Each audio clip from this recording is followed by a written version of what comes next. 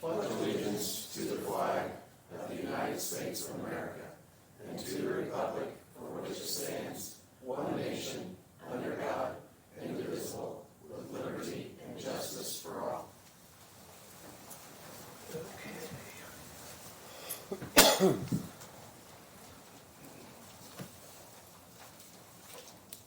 First up, approval of minutes from the February 18th, 2025 Commissioners meeting and amendment to the December 30th, 2024, or February 2024 meeting minutes. Sorry about that.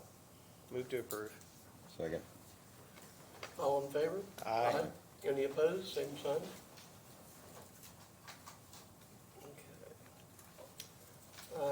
Approval of memorandum of executive session, special meeting minutes, and findings related to the Township Assistance Appeal on February 20th, 2025. Move to approve. I will not vote on that because I was not I'll there. second that. Yeah, Donnie wasn't here. All in favor? Aye. Any opposed? Same sign.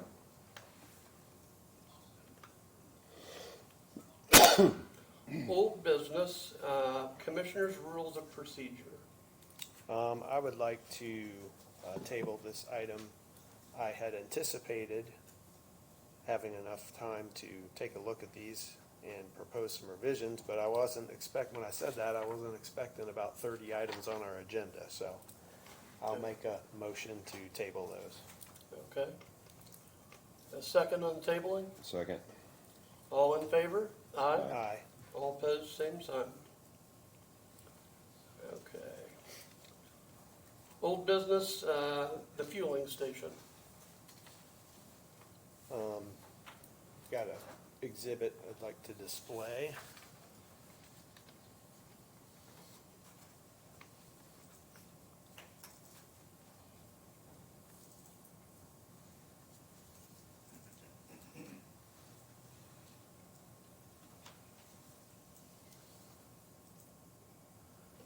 So we received fuel bids at our last meeting on February 18th for 2025. And this is just kind of a summary of the costs related to the fuel station. Up in the first line there is the design of the station, which is $126,000, $720, which is mostly complete. And then the construction, which was approved by change order at the last meeting in December, $1,948,532 for a total cost of $2,075,252. And then I've got an incidental cost listed there, which we'll get back to that later. So last year, when we were considering this towards the end of the year, based on 2024 fuel bid numbers, we purchased, or in that fuel bid, there was about 220,000 gallons. And when we approved, or when it was voted on 2-1 in December. The justification was that the construction cost, the $1.9 million number, would be paid off, or we'd break even in about 15 years. So in order to do that, we would need a savings of about $130,000 per year on fuel. And so that translates to a per savings of the 220,000 gallons of 59 cents per gallon to get to that 130,000 gallons, or $130,000 per year. So that's kind of the middle there where it says justification. So then the reality is down below that, in our 2025 fuel bid numbers, I requested that it be bid a little differently than it's been bid in the past. And so we buy our fuel, we have it delivered to remote tanks, which that quantity is approximately 17,500 gallons. And if we were to build the fuel station, it would still be delivered exactly the same way it is today by tank wagon. So there's no savings on that 17,500 gallons. Then we also buy at the pump in town. Currently, we buy about 130,000 gallons that way.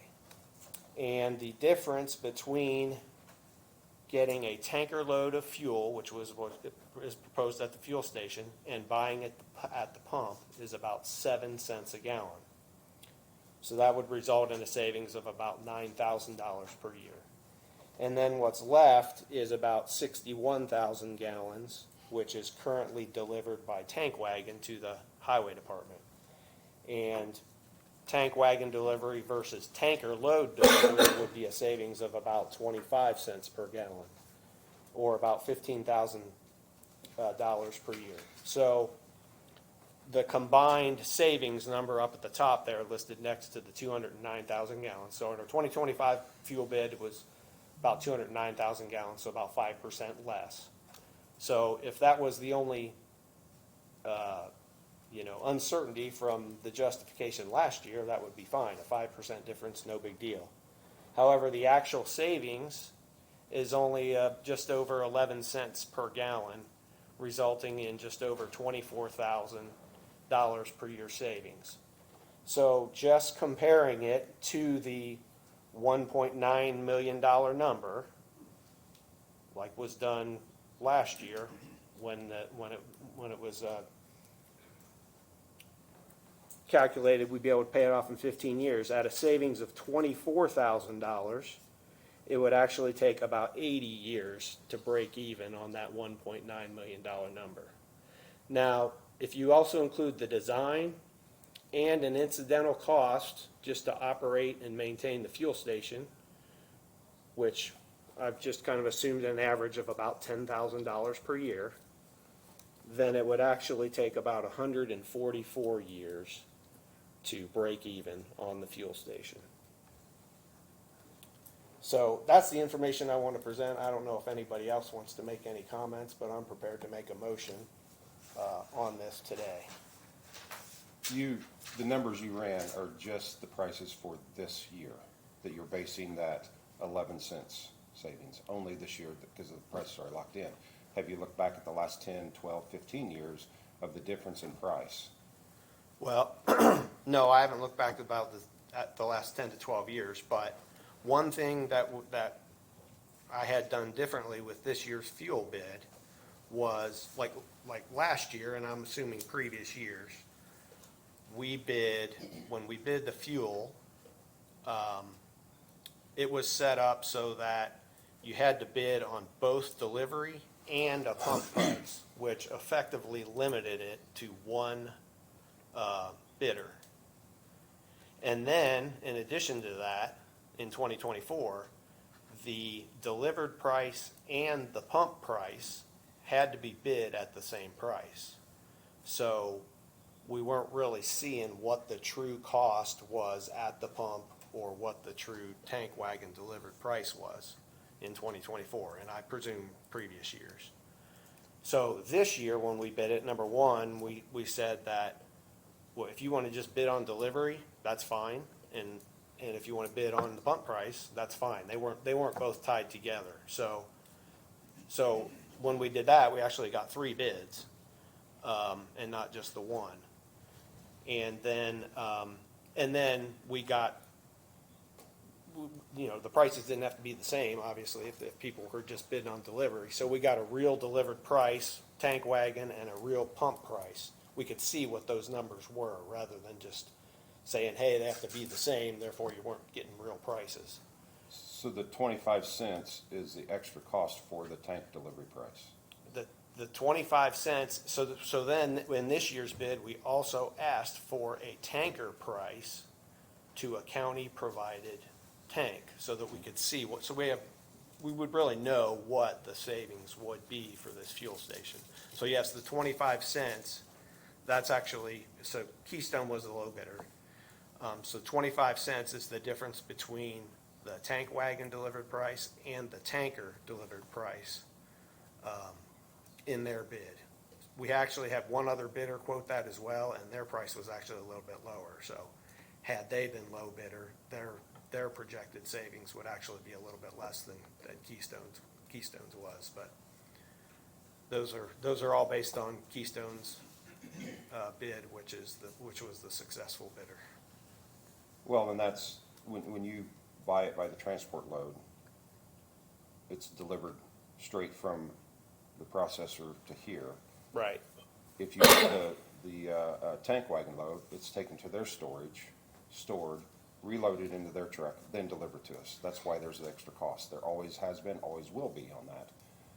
In the past, we didn't break it down like this, but the spreadsheet that I have that is tank load prices for 24 on both gas and diesel, and the difference between it being the transport load delivered to you or the delivery price on diesel, average 53 cents a gallon more to have it delivered by the tank wagon, and 48 cents on gas. Well, I did, we reached out to 5 bidders, and the vendor that gave you that pricing, I reached out to them myself and asked them to bid on this project, and they did not bid. So their data from 24 is not valid? Is that what you're telling me? I don't know if it is, but if they were interested in our fuel bid, they should have bid on the job. They didn't even bid on the job. Past experience tells me that about 50% of the time, we get the bid we've locked in the fuel for the year. We don't know what it's gonna do tomorrow, what it's gonna do next month, what it's gonna do in 6 months. And there's been times when we locked it in and it was the best thing ever. There's been times when we locked it in, it was the worst thing ever. When you're buying it by the transport load and having it delivered to you, you're watching the market, you're having these companies watch the market for you, and they're helping you manage that and work through this. Not just one company, there's 3 companies that would be doing that want to deliver to us by the transport load. So it's just like the grain market, you have that moving up and down all the time. You have your basis that is locked in all the time. And, but the cash price is different. So we got good bids this year. I see those numbers, but I do not agree with all of that. I do not agree that it's gonna take 190 years to repay this facility. I blew that out of proportion, 120 years. Because you are working with the market on a daily basis. We use about 18,000 gallons per month of fuel, is the way I divided that out. You take that 120 divided by the 12 months. And so pulling that in all the time is another management decision that we have to make of how we pull that in by the tank load. That's why we went to 15,000 gallon tanks. So when you have the opportunity to purchase a load and it's at the right price, then you can lock that in. And they deliver it immediately, whether it's gas or diesel. So it's something that we have not done before because we do not have any tanks that can handle that. They can deliver them by split loads, but I think the largest tank we have, and Max, please tell me, is 1,500 gallon is the largest tank we have. So look at how they have to split that up.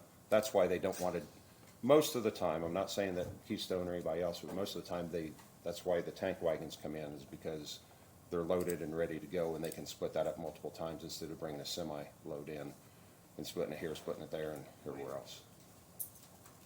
Yeah, we don't have the facility to be able to take a transport. We don't have the plumbing to do that. They have to, I mean, they have a big, it looks like a big gas nozzle that they fill us with.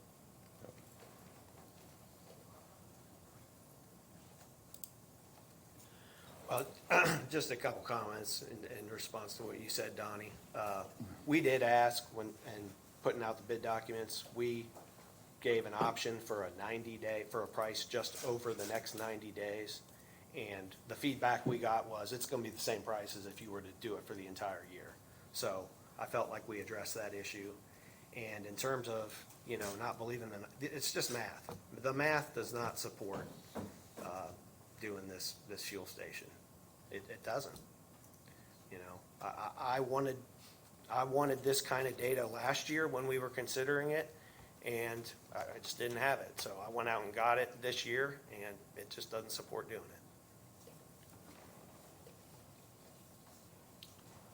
it. And these prices are good for 12 months, right? They're good for 2025. It's not a floating number, right? Correct. Okay.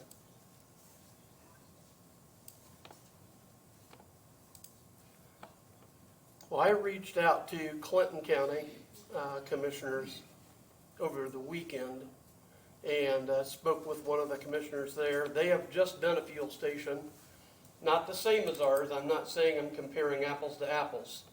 I'm not. But it's very close. Clinton County installed two 10,000-gallon tanks, where we're putting in two 15,000-gallon tanks. They also are installing a 2,500-gallon tank, where we're going to do a 5,000-gallon tank. They did a $16,000 metering system that will tell the car number, multiple agencies, how many gallons, what time. Tells all about what they've done at the fuel pump. If they would log their mileage, it'll give them miles per gallon. So it's a very sophisticated system. I don't know if it's the best, but it's a very good one, and it's all cloud-based. And they just paid $90,000 all in on this system. So I'm not saying they're the same. I don't know if there was grade work difference. I don't know if there was underground difference. They're all above ground tanks, and they do not have a canopy. They did not have a canopy where we have a plan for the canopy. But we're 21 times more expensive to build our station than what they put in. So I'm not even getting into the gallons of, pennies per dollar of savings or whatever, but tag that along with the sheriff's department. They don't want to have this thing in front of their station. Tony's made open comment about that, and I can speak, Scott. go ahead. On what Scott's saying is that the above ground tanks, it makes it, to me, in that close proximity to the sheriff's office a target. Hopefully that would never happen, right?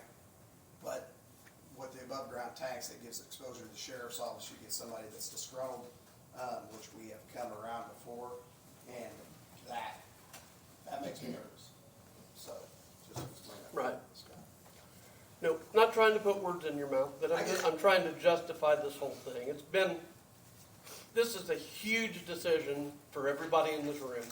Tax money, it's a big decision. So I just wanted to bring those items up. I don't know why Clinton County was so much cheaper, but it's a huge difference. So I'm not saying I wouldn't entertain something else. I just think what we are embarking on with our current setup is extremely expensive. Our design and planning cost for our current station was more than what they're saying their start to finish project is. Very expensive. And it's very expensive to pay the contractor out to close this out. Well, just to summarize, but that's in progress, by the way, Donnie. Just to summarize, before I make a motion.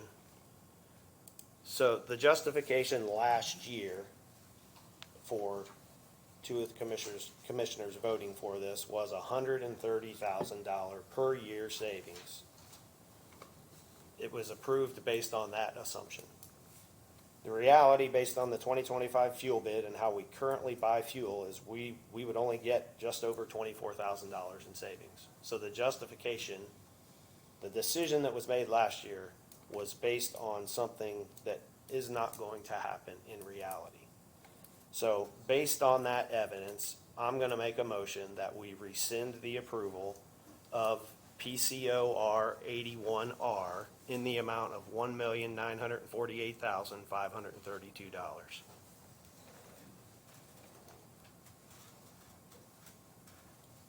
Looking for a second? I'll second the motion. All in favor? Aye. All opposed? Aye. Motion carries. Next up, Henriot Non-Disclosure Agreement and Health Insurance Data Analysis. So this is, trying to pull it up here, I had to restart my computer. This is, we have in front of us today for consideration, a letter to get some data related to our medical insurance. You know, I'm just gonna kind of tie it right back to what we just talked about on the fuel station. The only purpose of this letter is to get data so that we can make informed decisions going forward about high dollar items that, you know, we're spending public money on. That's the only purpose. Signing this letter commits us to nothing. It's not gonna cost us anything to have this health insurance analysis done, and we have no obligation to do anything. We can continue with our current provider.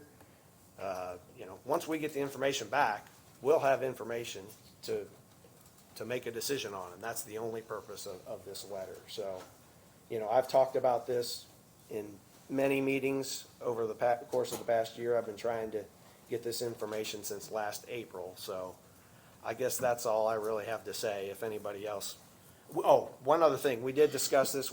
We had an insurance committee meeting last Monday, and this was brought up in some detail, and there was no objection from anybody in the insurance committee to acquiring this data.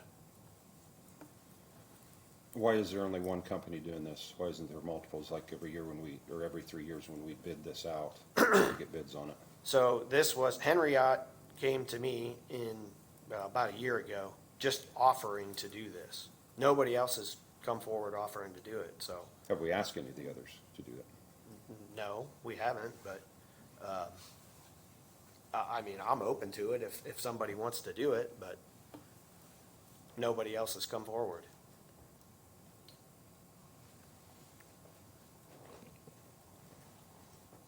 They were a company that bid the last time that we did all this and did not receive the bid, is that correct? Well, I think bid is probably a generous term. We supposedly, I'll just kind of re-summarize, but we supposedly did a deep dive into our insurance program in late 2023, but as part of an RFP process. But that deep dive didn't involve any costs. This is an item that's about 10% of the county budget, so it's a big item. And, you know, just similar to what we're doing an IT assessment right now on our IT, just kind of a checkup. That's how I kind of look at this. Because, again, there's no obligation to do anything, just like this IT assessment we're doing. There's no obligation, I mean, they're gonna provide some recommendations for us to consider. That's exactly what this is.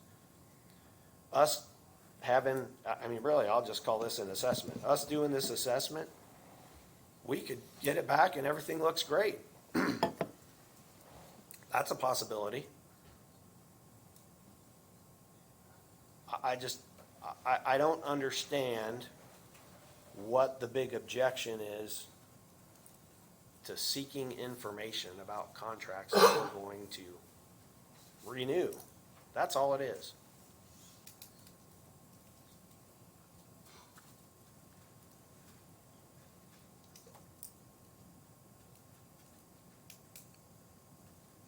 Any more discussion? Is there no personal data goes out, right? Zero? No. Nope. Okay. I thought we had already clarified that. I just wanted to bring that up again. But I guess I'll ask one question. Beth, in the insurance committee, you were gonna take a look at that non-disclosure agreement. Have you had a chance to do that? I did, yeah, it's satisfactory other than the dates, but yes. Okay. Well, then I'll make a motion that we approve approve signing this letter, subject to Henriot getting a current non-disclosure agreement signed. Second? I'll second your motion. All in favor? Aye. All opposed? Aye. Okay, motion carries. New business, legal issues. Nothing? Okay, the 2024 annual report of bats. Hello, Anita. I did a quick tour of the Boone County transit system that they've got, and I'm telling you, I was very impressed. I really am. I think you run a really good setup and something for Boone County to be proud of, so. Well, it's a program of the Boone County Commissioners in Boone County, Indiana, and we all should be proud of it. My name is Anita Bowen. I represent Boone County Senior Services and BATS, or Boone County Transit System.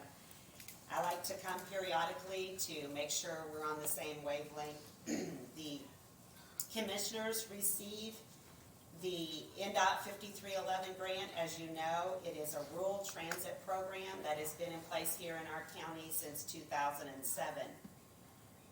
This report will cover information regarding 2024, and I'm proud and thankful to say that we continue to increase in the number of riders and rides that we're able to give annually.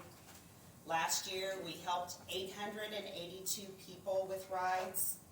That amounted to 22,803 actual rides. So 882 people, 22,803 rides. That was up 958 rides from 2023. That's our highest ridership since 2019. You might imagine that we've had to rebuild since the pandemic. Currently, we have 22 drivers and 18 vehicles. You just signed the paperwork for us to get 2 new minivans coming this year, and we're very fortunate in this community that those vehicles come through Midwest Transit, which is also located within Boone County.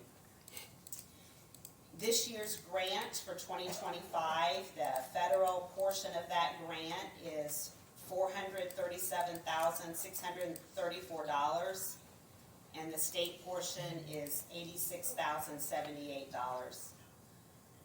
We are responsible for a 50-50 match on that federal grant. So what Boone County Senior Services does in partnership with the county and many people in this room who support this program is we raise those dollars to be able to pull down that federal grant. So we're not able to pull down any dollar unless we've matched it. So it is really exciting to be able to do this for our community members. And again, I'd like to say I'm very thankful for the partnership that we have with the Boone County Commissioners, who have always been supportive of our work. And I'd like to conclude by sharing about 3 different riders that we're helping this week, because I think it will show you just the variety of people that BATS is helping every single day, Monday through Friday. So today we're picking up a 13-year-old from Western Boone School, and we're taking her home. And this is helping a single mother who works in Lebanon, and this young lady has been riding with us since 2023. Today, we're also helping a woman in her 30s who has been also riding with us since the fall of 23, and we take her to work at Menards 3 days a week. We're also helping an older adult who's in his mid-70s who has been riding with us since 2023, and we take him approximately 4 days a week to the Hussey Mayfield Library in Zionsville, where he volunteers by showing children the model train that he built, and they get to play with the train. It's a program that we all should be proud of because it's helping keep people working, keep children in school, and keep everyone in this community living their best quality of life. So without this grant through the Boone County Commissioners, we wouldn't be able to do what we do as the service provider. And we would sure love to be able to continue this for forever. So I'd be happy to answer any questions.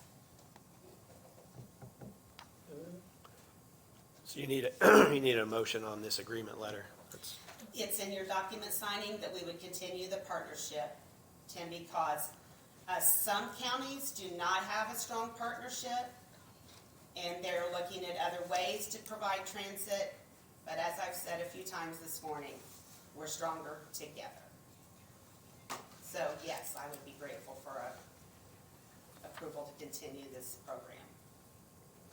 I'll make the motion to approve. Second. All in favor?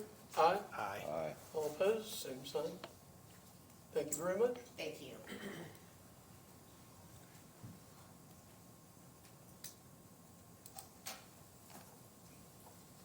TMS&C PC engagement letter for the assessor's office. Ms. Lasley.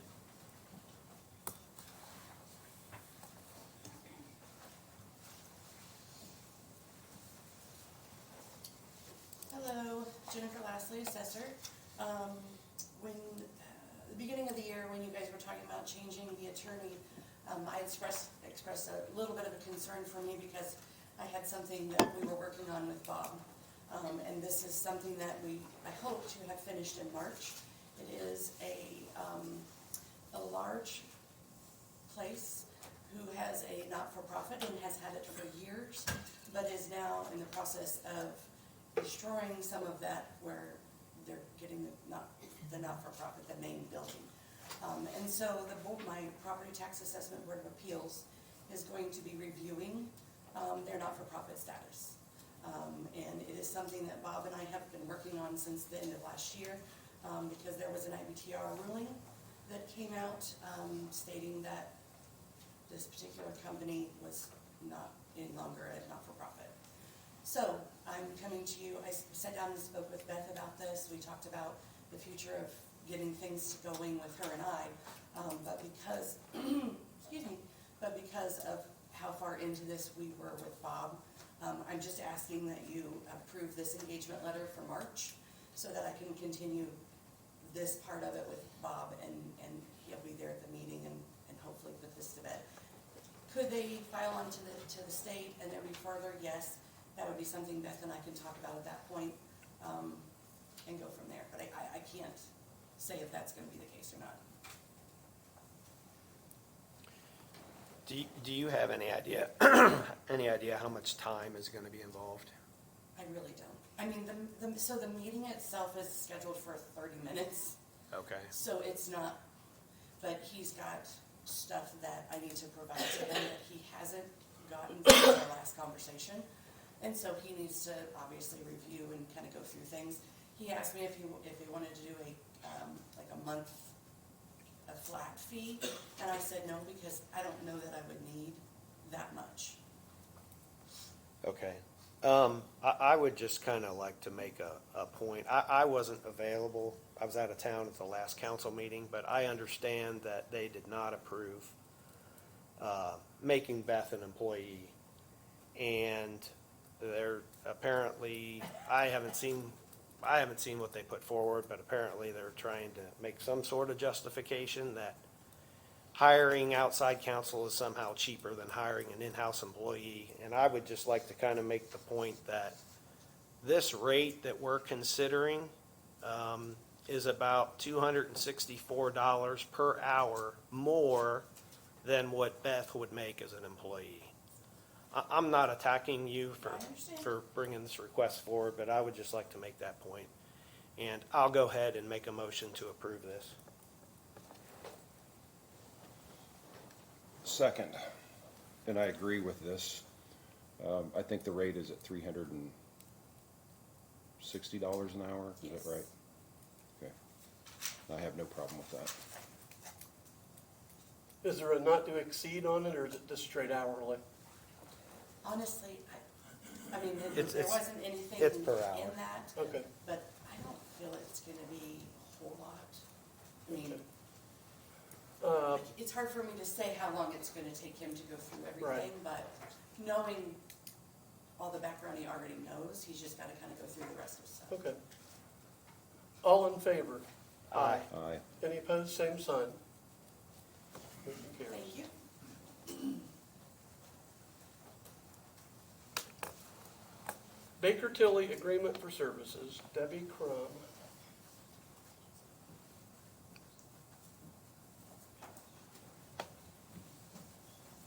Debbie Crum, Boone County Auditor.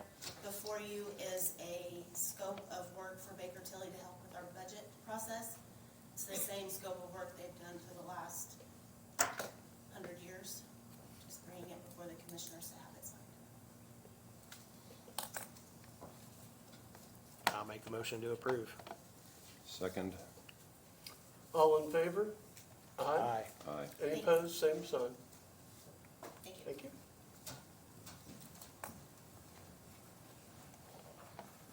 County Attorney Job Description. I'll start this off if you don't mind. The next three items are all the job descriptions. And we had our first compensation committee meeting last week. And all three, county attorney job description, executive administrator job description, and the human resources coordinator / generalist were all approved. We can do these one at a time, but I just wanted to say that once, that all these did get approved. So yeah, I presented this to the compensation committee on the county attorney's job description, and it was approved. I'll make a motion to approve. Is that for all three or just one? Let's do one at a time, but I just wanted to say that they approved all three in that meeting. So for the county attorney job description, we have a motion, so we're looking for a second. Second. All in favor? Aye? Aye. Any opposed? Same sign. The next one up is executive administrator job description. Move to approve. Second. All in favor? Aye. Any opposed? Same sign. Human resources coordinator / generalist. Move to approve. Are you approving both? Because those were two different job descriptions. Yeah. Just so I'm clear on the record. Yes. No, I'm just reading off the sheet here. Yeah. You want to do them one at a time? No, that's one item, so I'll just, my motion's to approve both. Second. All in favor? Aye. Any opposed? Same sign. Thank you. Next up, Brandt Construction Proposal, Max Mendenhall. Max is going to be up here. I think he's going to pitch a tent today. So, Yeah, we have quite a few items on the agenda, sorry guys.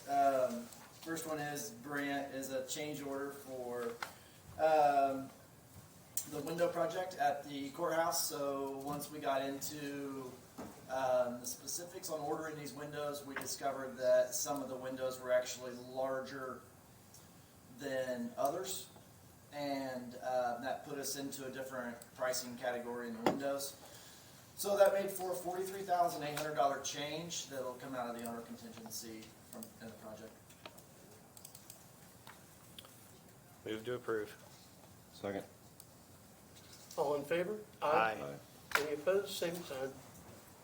The next one I have is with Brant again. And this is actually a credit for $14,595. This is for screens. We're going to look into some different options for screens on these windows once they're installed. Be a little different having operating windows. I'm sure some of the offices will want to open them, but I think we're going to do it on an as-needed basis. Move to approve. Second. All in favor? Aye? Aye.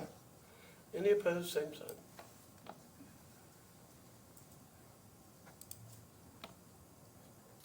Next is, Next one is with US Hydrovac. This is just a agreement with them to use them as a contractor. We had a emergency at the jail last week that we had to get a large vac truck in to suck. Actually, we had a lot of commissary trash in one of our sewer pits. So I think we've tried to take care of that on the jail side, and then we've also found the problem there, so we're gonna get that. Move to approve. Second. All in favor? Aye. Aye. Any opposed? Same sign. Next one is the same, it's a contract for, maintenance with Schindler Elevator. So, Schindler Elevator is they manufacture the two new elevators that are in the expansion. And it's best that we have a contract with them to maintain those elevators. I think we made some adjustments, Beth, we made some adjustments to the contract. Move to approve. Second. All in favor? Aye. Aye. Any opposed? Same sign. I'd like to bring up the point that our new council read that agreement and saw that there were several changes that should be made to our benefit, and they agreed to it. There were some contract terms in there that weren't very favorable, and got that changed, so. Next one I have is Veritas. What did we call this? So this is a signage quote for. This is for our wayfinding signage and then interior signage in the building. It is for $18,865. It's my understanding that this may require an additional for the lit. We can work that out, but we have room on our end as far as what our FF&E budgeting has gone. So we had a little over $5 million, 5.9 maybe, budgeted for FF&E, and it's my understanding we have $100,000 of that hasn't been spent.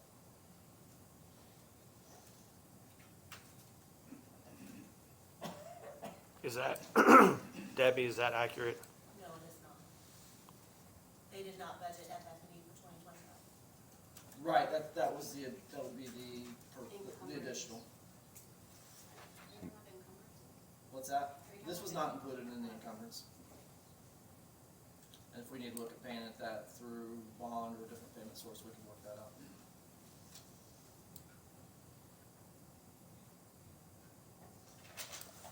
Move to approve. Second. All in favor? Aye. Aye. Any opposed? Same sign. The next one is Veritas for Center Township Electric. It is for $13,464. I think this was additional power for the temporary relocated dispatch. So we had to pull, I think it was 40 new data lines and 11 new circuits in order to move dispatch to be able to build our new dispatch center. So to make a temporary dispatch for them. And that just improves our EOC in the long run. Move to approve. Second. All in favor? Aye. Any opposed? Same sign. Next one is a change order for our clean agent fire suppression in dispatch. The original design, they overlooked the server room that's on the backside. They only designed for the expansion. We put it out to them that that was clearly in the design originally, so they were able to knock almost $5,000 off of this one. So this is really just the bare minimum. So it's $10,000 to upsize our clean agent fire suppression for dispatch. Move to approve. Second. All in favor? Aye. Aye. Any opposed? Same sign. Next one is, this is another change order for Tim Hagerman. This will be $29,443. This will be for a exhaust system in the coroner's morgue garage area. This was, again, it was a overlook on our engineers or architects, so this I feel like will be seeing this one again, but we need to get this change order in place to get that exhaust going. I don't think anybody wants to be in that building without this exhaust system. Move to approve. Second. All in favor, aye? Aye. Any opposed, same sign. I have a credit from Hagerman for some painting that was removed from the housing units. We've simplified that, I think is the safest way to say that.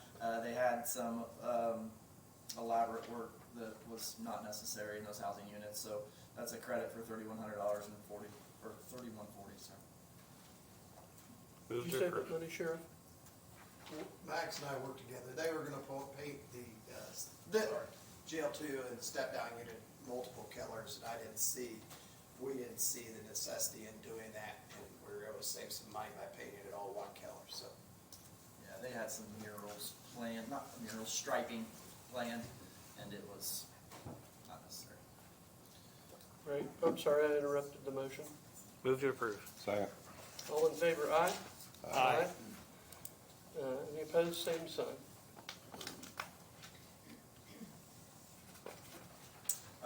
This one is, I think this is my final change order. This is for a padded cell, and it'll be upper level building C, so our new pre-book area.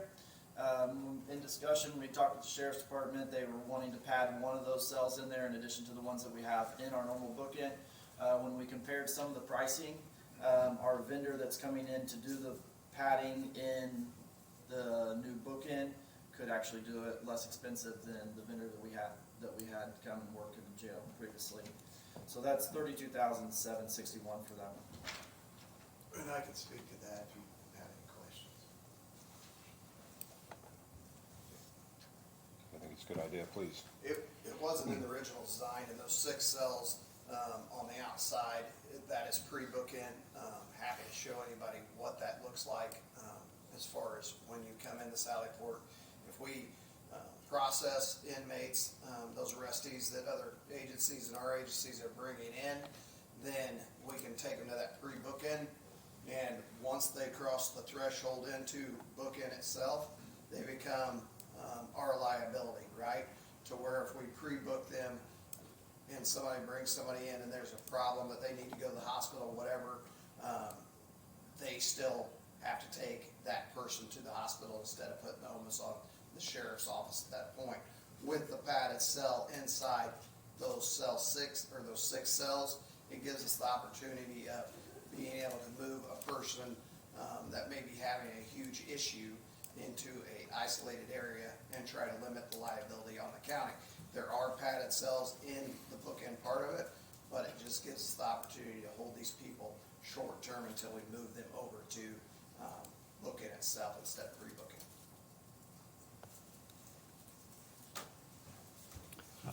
I'll make a motion to approve. Second. All in favor, aye? Aye. Any opposed, same sign. Next one is a payment request for $250 to Security Pros. With us moving and removing walls, we had we lost some camera views. So it was at the jail's request that we got a camera in front of our laundry room so that everybody was on camera all the time. Move to approve. Second. All in favor, aye? Aye. All opposed, same sign. And then the last one that I have is again for Center Township Electric for $3,690.31. This is for, after we moved to dispatch out, he went in and disconnected all of our power and data and pulled everything back from the consoles that were in dispatch so we could get those out of there. Move to approve. Second. All in favor, aye? Aye. Any opposed, same sign. Thank you, Max. Thank you. E&B paving change order number 2 for bridge number 17. Guess we're finally done with Max. E&B paving, the change order is for Bridge 17. It is the final closeout change order to zero all the items out. It's an underrun, so it reduces the contract amount by $2,425.07. So this bridge is complete, project is open. This is a community crossings project, so we have to have all the invoices done and clear change orders to submit with our final construction record to close out the project. Move to approve. Second. He second. All in favor, aye? Aye. Any opposed, same sign. Sorry about that. The next one is Bridge 19, which is just north of Bridge 17. It was also a community crossings project. This one's change order number 4. Similar situation. This is zeroing out all the items. Some of the items were overrun, some were under, but the total amount of the underrun on the project for this change order, it reduces the contract amount by $26,540.72. So this one's also community crossings. What this will trigger is us to have to actually write a check back to NDOT for 50% of the difference in the original contract amount. So underrunning is better than overrunning. We can only use that money for this particular project. So we would be sending money back to NDOT during the closeout of this project. Move to approve. Second. All in favor? Aye. Aye. Any opposed, same sign. The next one's Bridge 84. This one's on County Road 400 East, north of 100 North. This one's under construction currently. Before we actually started construction, there was the contractor and the NDOT inspection team noticed we had a pay item missing from our contract documents, the waterproofing membrane, so something that goes over the actual precast box before we backfill. It was listed in the contract documents, but there was not a pay item for it. So this change order adds $6,900 to the original contract amount, and it requires NDOT signature as well as commissioner signature. But this is a federally funded project, so it's 80-20, depending on if we're over our original amount in construction or not. This could get matched at 80-20. If it's not matched at 80-20 initially, during closeout, there could be some, any underrun items could make part of this be covered 80-20. However, we have the funds in Cambridge to be able to pay for this change order, which is why we budgeted the additional amount for Bridge 84. Move to approve. Second. All in favor? Aye? Aye. Any opposed, same sign. The next two items are hourly construction inspection agreements for work in the right-of-way permits. So our work in the right-of-way ordinance allows us to invoice a permittee for inspection services if they're needed. And these two particular projects, the first one is Comcast. They've got it divided into two separate areas, Area 1 and Area 2. They cover a wide area for the work they're doing. They're installing fiber optic cable throughout the county. The first one is on task order number 54 for BF&S to do the inspection work. The total amount is $11,000. That's not to exceed. We only charge the hours worked, and we pay the invoices and then seek reimbursement from the permittee for the cost that we incur. It's part of their permit conditions to receive the permit to do the work. Move to approve. Second. All in favor? Aye? Aye. Any opposed, same sign. The next one's for Area 2, similar situation, just a different area, different permit number, and it's task order 55. The total amount not to exceed on this one is $12,000.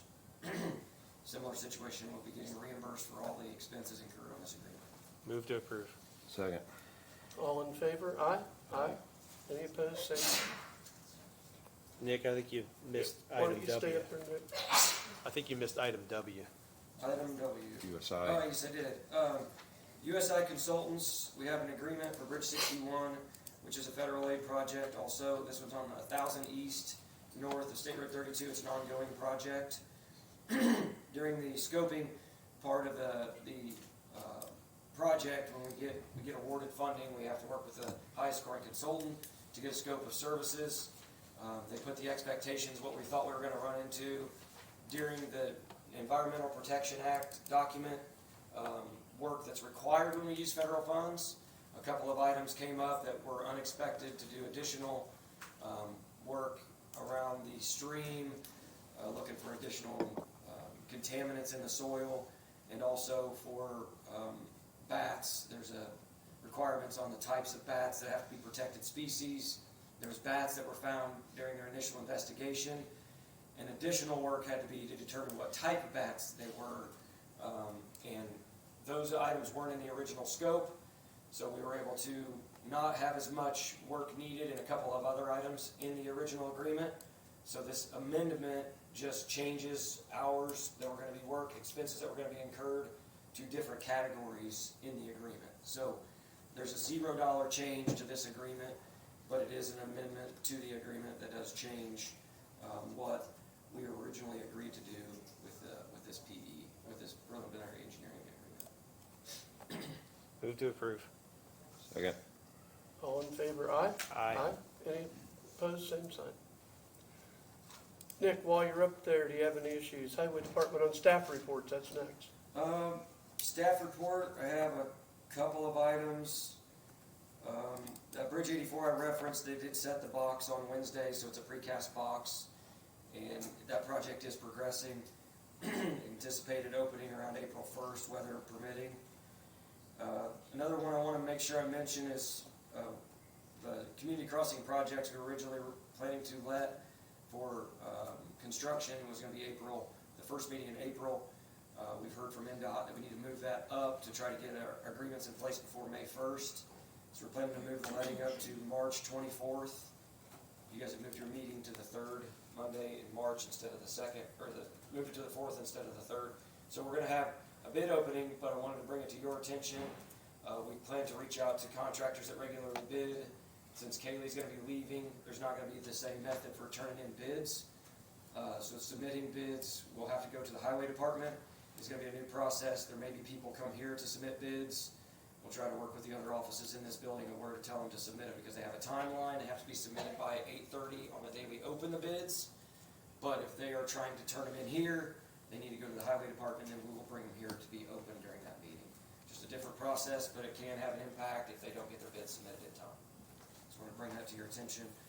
And then the other question I had was on DocuSign agreements. Were we able to get that taken care of? I've not gotten anything on my phone yet. Okay. You're supposed to send an email. I've asked for clarification.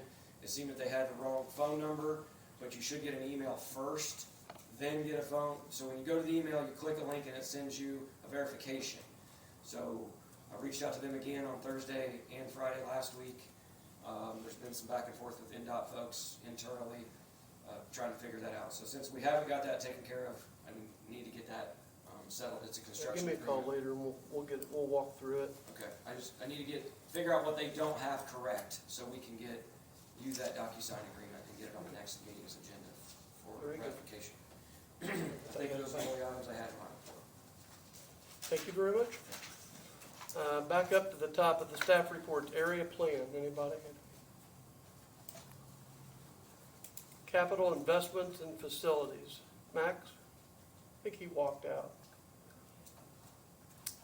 Health Department. HR. IT.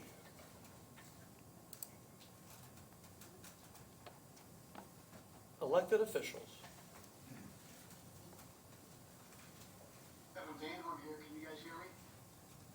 Yes. Kevin Van Horn. Yes, sir. Can you guys hear me all right? Yes. Okay, I'm down here in Fort Myers, Florida, so forgive me for enjoying the 80-degree sunny weather down here. And with respect to the insurance and the fuel station conversation that took place, you guys have already made the motion, so there's not a whole lot more that any of us can do about it, but I would suggest to anybody there in the room or listening to read the Lebanon Reporter from Saturday, March 1st, 2025, for a better understanding of the many violations President Commissioner Scott Pell and Commissioner Tim Meyer may have committed the last several weeks with respect to the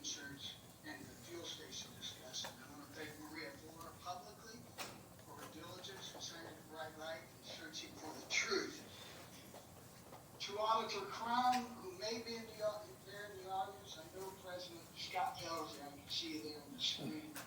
And it says, this is coming directly to you folks. I'll preface my comments by saying, I'm not speaking for the dozens of citizens who were in the room on January 29th, 2025, or for Maria Flora from the Lebanon Reporter, who was also in attendance that evening.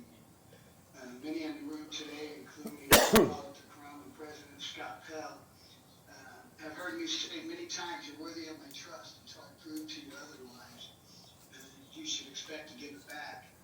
Auditor Crum and Scott Pell, both of you have lied to me, the dozens in the room that night, and to Maria Flora from the Lebanon Reporters on 1/29/2025 with respect to the open door law. That open door law, Indiana Code 5-14-1.5-1, says that those notices with respect to the newspaper is to be published 48 hours before any meeting, and then also posted outside the door where the meeting is to be held. During the public discussion on January 29, 2025, 20 minutes and 26 seconds into that discussion, Britt Reese had brought up the discussion about the open door law. She had wanted to know about the 48-hour notice. Britt had asked, quote, do we advertise in the Indianapolis paper, unquote.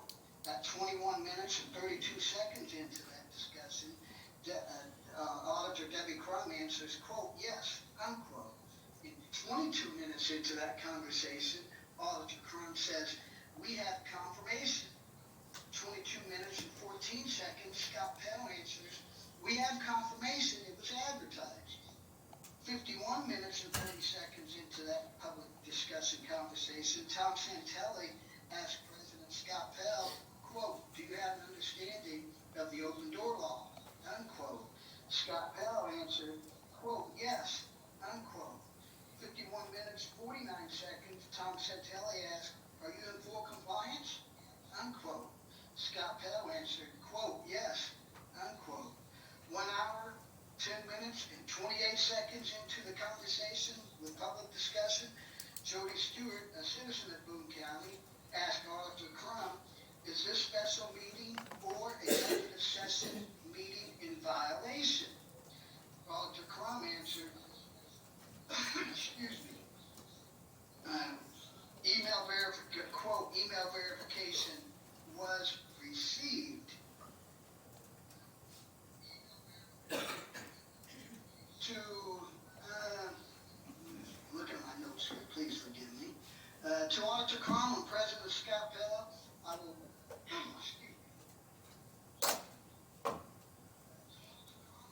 I'm not speaking for anybody else that you owe me and you owe me an apology, and knowing your heart, I lost all trust in you. You will have to work hard to gain it back.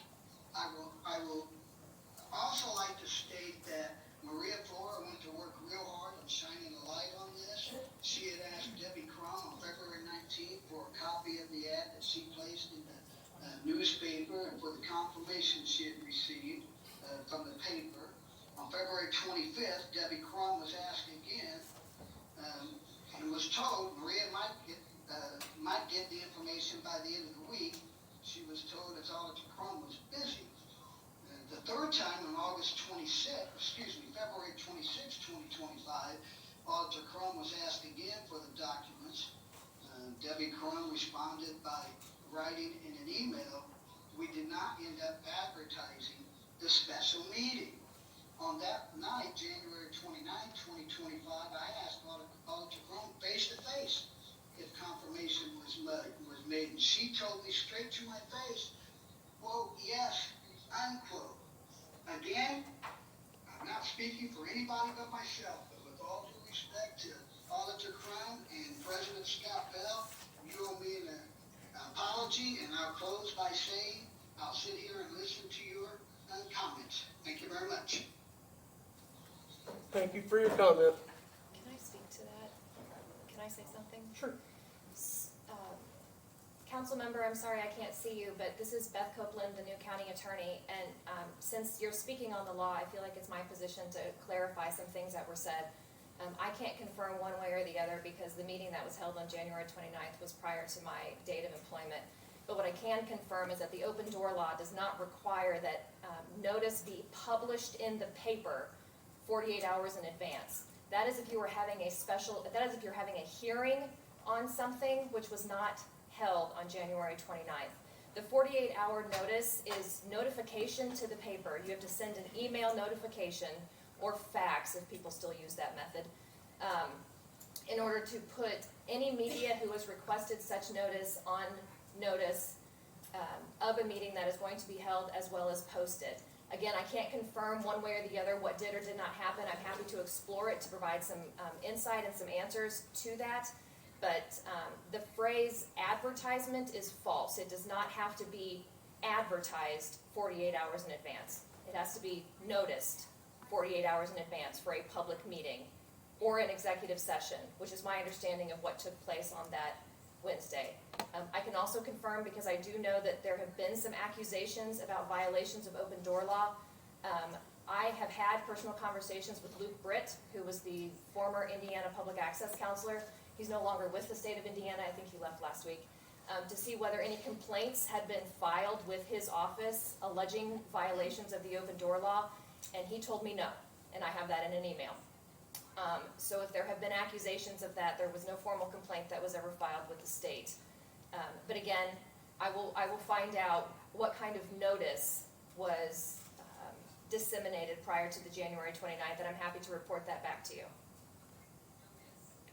Thank you for your explanation, Mrs. Copeland. With that being said, if Oliver Crum is in the audience there, I would like to hear her response as to why she kept telling all of us that that documentation was, that there was confirmation that those forms were sent and everything was taking place. Why did she lie to us? If she's in the audience, let her answer.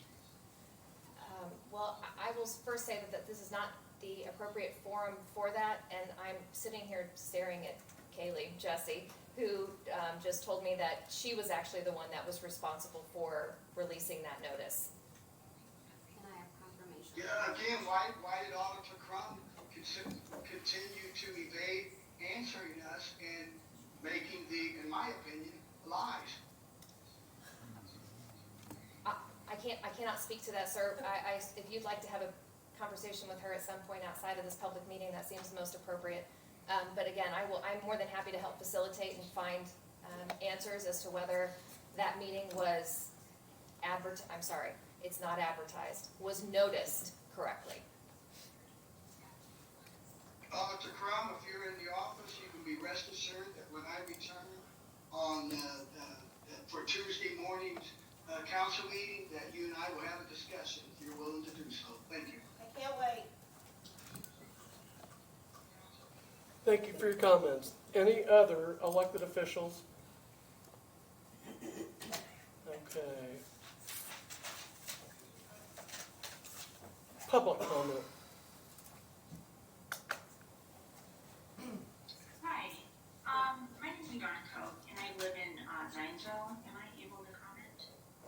What's your Yes, name and ma'am. address? I'm sorry. I said my name is Yvonne Coke, and I live in Zionsville. I'm a resident of Boone County. Am I able to comment?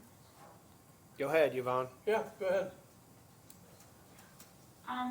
So one of the things I'm noticing here, I'm noticing a lot of bickering between the county council, and it's really embarrassing to hear everything that's being said upon our elected officials. It looks bad on the town. And a lot of these things are not based on facts. A lot of these are assumptions, a lot of these are opinions, and I understand that there's been a change of people in the county, but that's just life. That's how things work. I mean, we're all adults. I would appreciate it if we can all do the business of the people and get our work done and stop bickering about open door laws, about you need to apologize or this is fact. When we all know that it doesn't matter what newspaper, what article that's not based on fact. There's always some type of disclosure. So those are not facts. And when we're talking about transparency, I look back prior to January, and I can give an example of every single thing on how some of these rules have been broken, the transparency. There was never on the agenda, no, I mean, there was approval of contracts. We had no idea what the contracts were. I mean, I can look back on every single meeting minute, and there's nothing there. There's no description. And we're the taxpayers. I mean, we should have a say in this. We should at least know what's happening. So I appreciate your transparency in letting us know. I have gone in front of this board, in front of the redevelopment commission. I talked to our county counselors about transparency. I said, you know what, I don't know when our meetings are. Nothing's recorded, nothing's ever uploaded on YouTube about the videos, and it just went ignored 3 times, and they have the emails. So I appreciate the work of transparency that you guys are doing. I don't have time for bickering, and I know all of you guys are trying to do your best. This is a public servant job. So, I mean, if you'd like, I could name us, big contracts, anything over like, I don't know, I want to say 500,000 should be brought to the public. It shouldn't be like discussed behind closed doors with data and facts. I mean, if it was my money, I wouldn't trust someone just to like throw it away. I want someone to give me the data. Why should I invest in that? Because it's not your money. It is the taxpayers' money. It's to benefit the citizens of Boone County. And I would really just appreciate all the big things because it looks so badly on us as a county. And I know we're about that. But thank you all. If you have any questions, feel free to ask me now. Thank you. I couldn't agree with you more, and we're working on getting better transparency and things listed, and that, I think you're gonna see that in the coming weeks, months, through the year, that we're gonna be a lot more involved in getting YouTube, Facebook, things like that out there with our public relations guys. So thank you very much for your comment. Oh, and one more thing, Commissioner Howell, are we having people sign conflict of interest disclosures?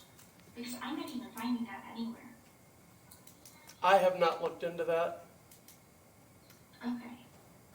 I was just curious because, when I'm looking at some of the financial disclosures, this is prior, it could go back years and years. There's never provided a cost analysis for large expenditures, and there's never a guaranteed public input in recorded meetings, and we never saw any competitive bid transparencies or interest disclosures by any of the appointed or elected officials, or there was never any permanent digital access to meetings. So I know all of you guys are working on this, so I just want to point it out. So if we can just stop the bickering at all corners and just move forward and do what what you guys were elected to do, so appreciated, so appreciated. Thank you. Thank you very much. So I can speak to the conflict of interest just briefly, but not in my time with Boone County since I've been here a month. Traditionally, what you see is in December of a year is when you sign conflict of interest forms and nepotism forms. Those are required by state law. They're state forms. And generally those are kept, and quite honestly, I don't know where our record-keeping office would be for those. But those are typically done in December of a year to identify whether in that year you had any conflict of interest or nepotism issues that arose. But I can help. I mean, that would be subject to a public action request. Thank you, Beth. Thank you. Mr. Van Horn, are you still with us? What's your name and where are you Jody from? I'm Stewart. sorry. Mr. Van Horn, are you still with us? Jody. What's your name and where do you live? Jody Stewart, I live in Lebanon. All right. Kevin, are you Yes, still I with am. us? Kevin, Yes, I I'm going to talk to what you said about me and that I addressed Ms. Crum, and that is a false statement. My question was directed to Mr. Clutter, and I asked Mr. Clutter if Scott was in any violation with what he was doing. And I did read the paper, and Ms. Flores, that was printed wrong. My question was directly to Mr. Clutter. Mr. Clutter answered me and said that Scott was not in violation. And I do believe that I had a conversation with Mr. Lawson about agreeing to disagree. I will let you know that I was attacked on social media after that meeting. And so what you have just stated is false, and I wanted to clarify that with you. My question was directed to Mr. Clutter and not Ms. Crum. Thank you. Thank you. Thank you for the clarification.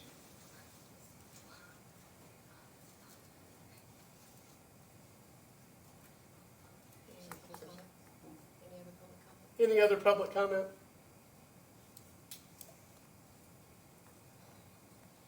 Okay, we're gonna get into document signing, and we're at the end of this meeting, but before we adjourn, I'd like to recognize Kaylee Jesse and all of her work with the Commissioner's Office over the last 8 years?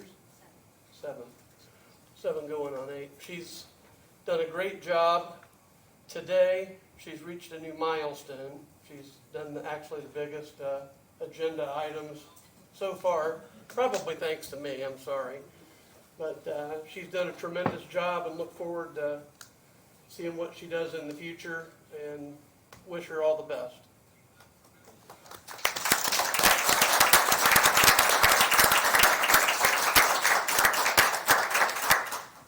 Okay, we have document signing.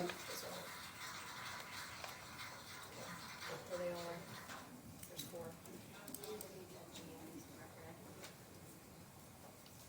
This? Yep.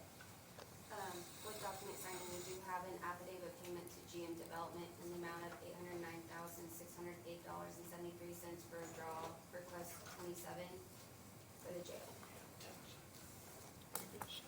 I move to approve claims, including the addition that was just read. Second. All in favor, aye? Aye. Any opposed, same sign. Yep. I can't tell, but probably right there.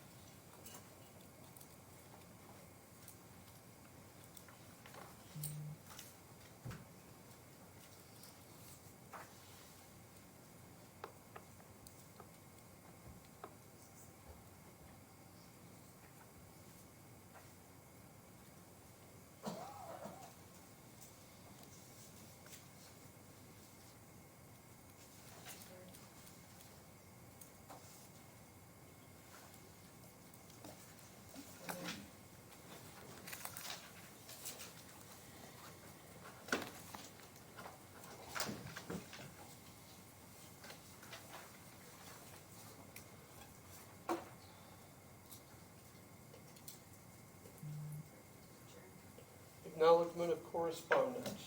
Yeah, it looks like we just have some notices from IDEM and a couple other miscellaneous notices, and with that, I'll move to adjourn. Second. All in favor? Aye. Any opposed, same sign. Thank you all very much. Sorry it was so long.